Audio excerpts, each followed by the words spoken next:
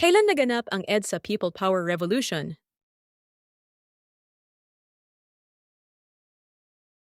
Naganap ang EDSA People Power Revolution noong 1986. Sino ang unang Pangulo ng Pilipinas?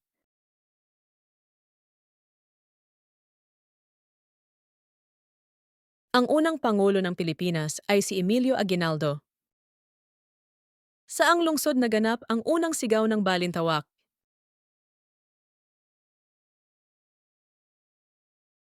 Naganap ang unang sigaw ng Balintawak sa Caloocan.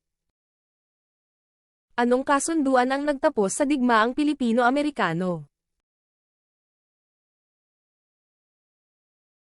Ang Treaty of Paris ang kasunduan na nagtapos sa digmaang Pilipino-Amerikano. Sino ang tinaguriang ina ng Katipunan?